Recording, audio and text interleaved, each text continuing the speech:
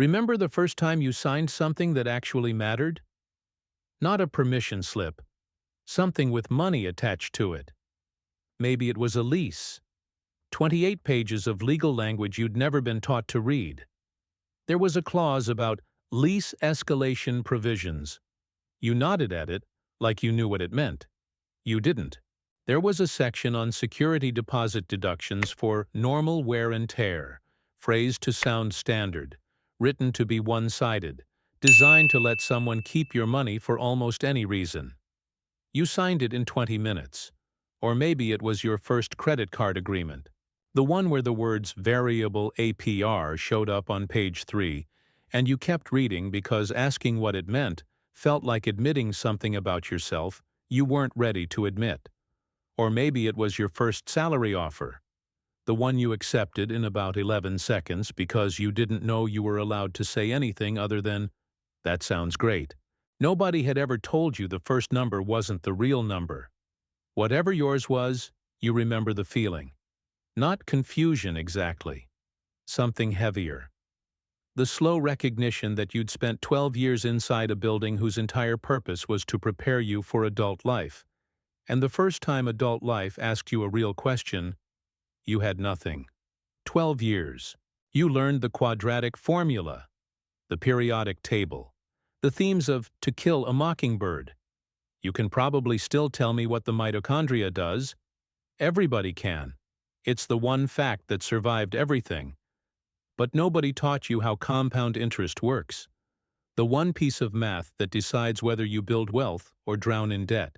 Nobody taught you how to evaluate whether the information you're being given is true, manipulative, or deliberately incomplete.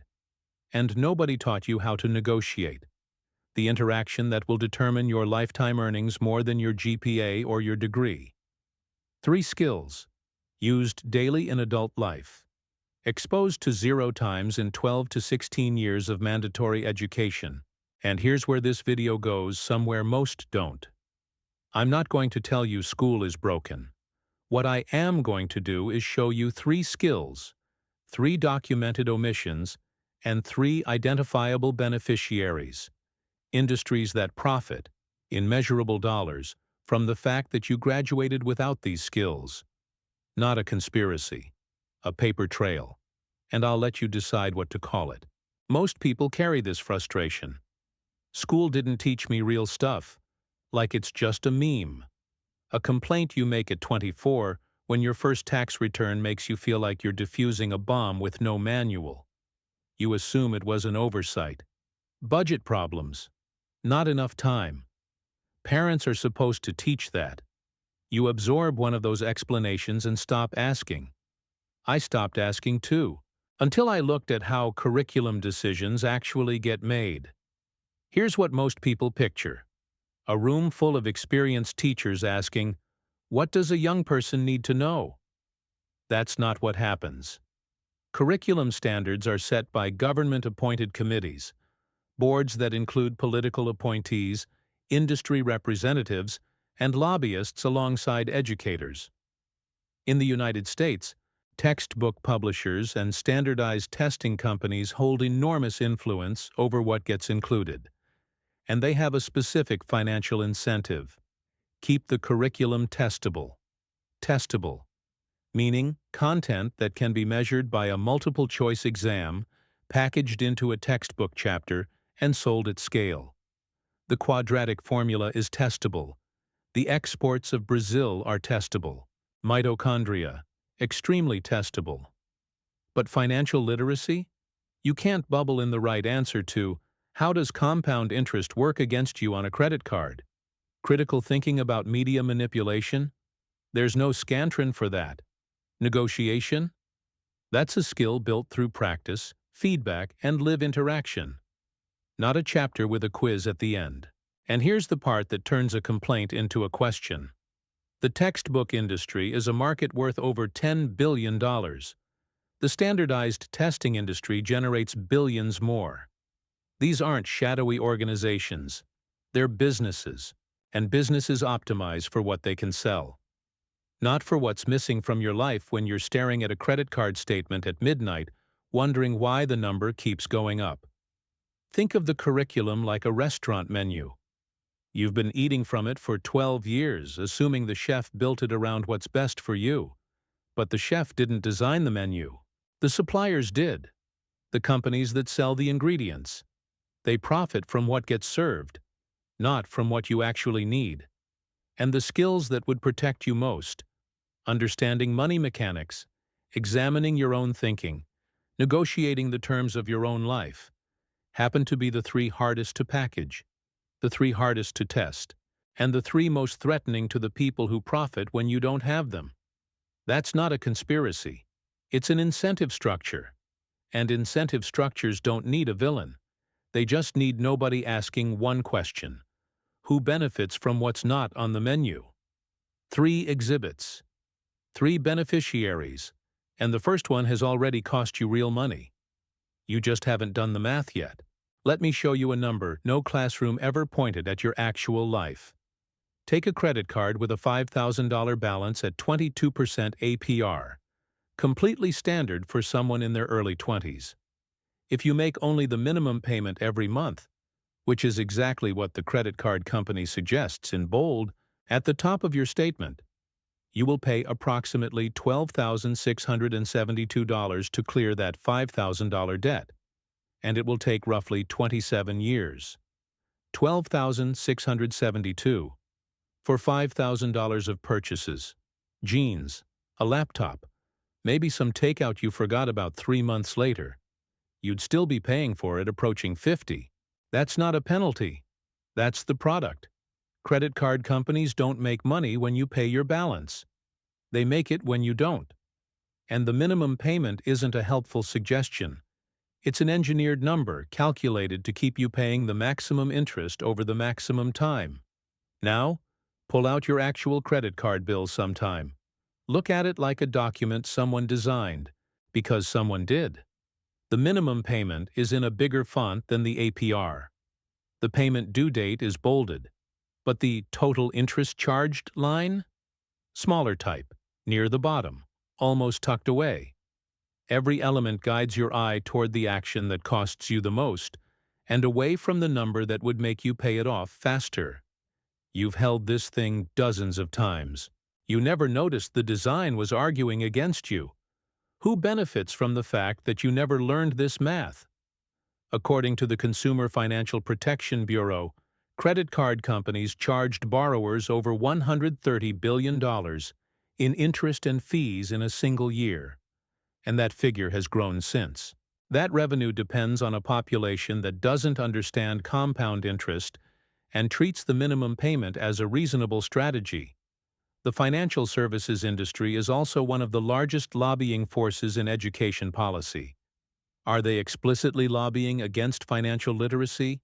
No. They don't have to. They just don't lobby for it. And in a system where inclusion requires advocacy, silence is enough. The skill that would cost them the most, a generation that understands how credit works, has no corporate sponsor. Your first move this week. Pull up your most recent credit card statement. Find 2 numbers, the APR and the minimum payment. Open any compound interest calculator online and plug them in. That gap between what you borrowed and what you'll actually pay is the tuition for the class nobody offered you. But money is only the first exhibit. The second one goes wider. Think about the last thing you bought that you hadn't planned to buy. Not groceries, something discretionary. A product you saw, felt a pull toward, and purchased within 24 hours. Now try something nobody in school ever taught you to do. Ask yourself, was that your decision? Or was it built for you? Because here's what was happening behind that purchase.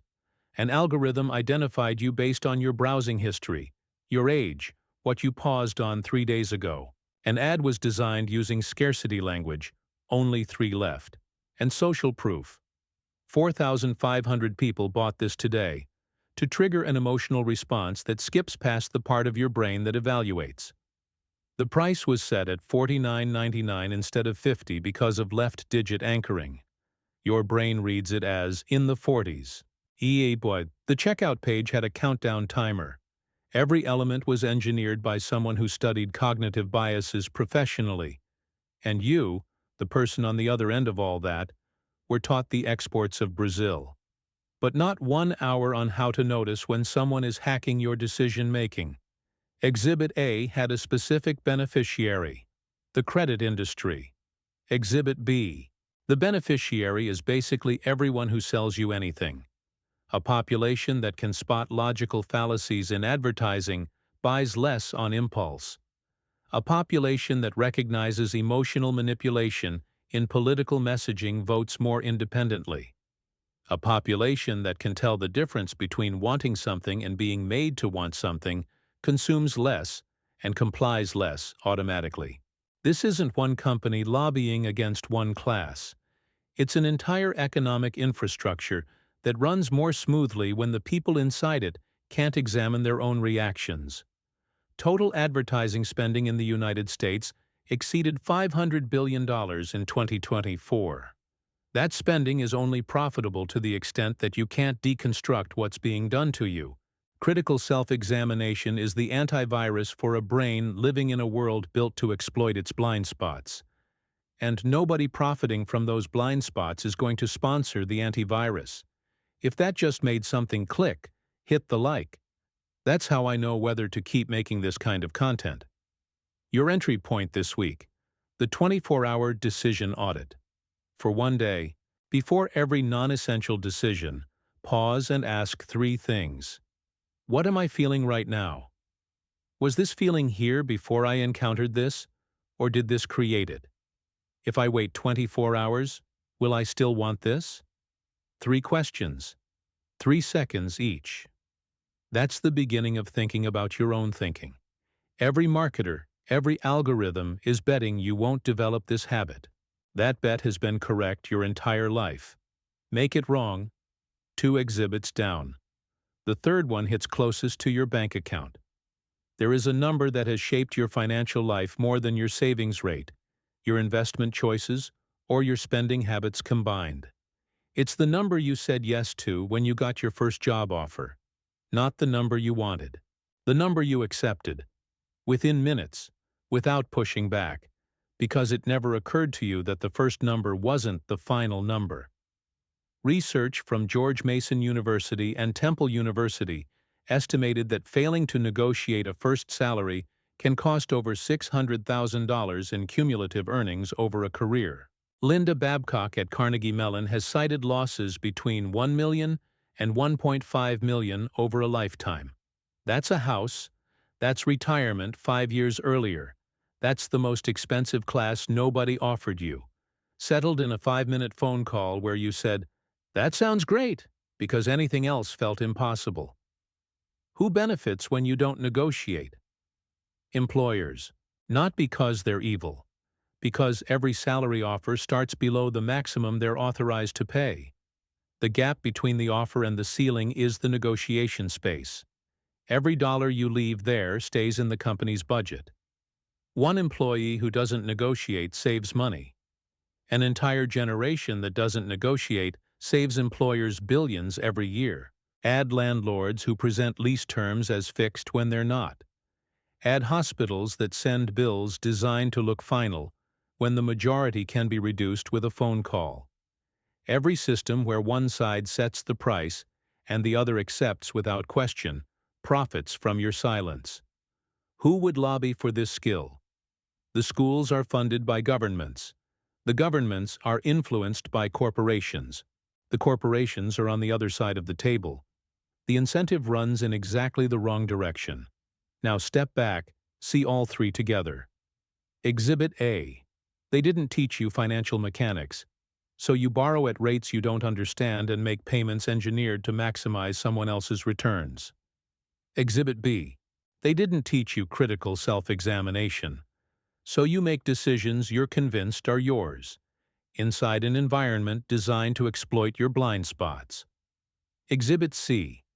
They didn't teach you to negotiate, so you accept the first number on your salary, your rent, your contracts, and leave hundreds of thousands on tables you didn't know existed. 3 skills, 3 beneficiaries, 1 outcome, A population that earns less than it should, pays more than it should, and accepts what it's told without the tools to push back.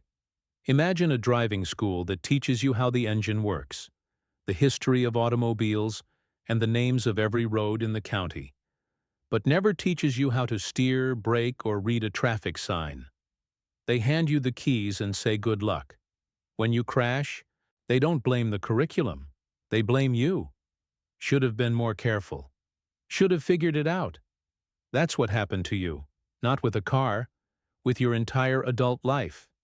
They taught you the engine, facts, dates, formulas. They taught you the history. They taught you the road names, but they never taught you to steer.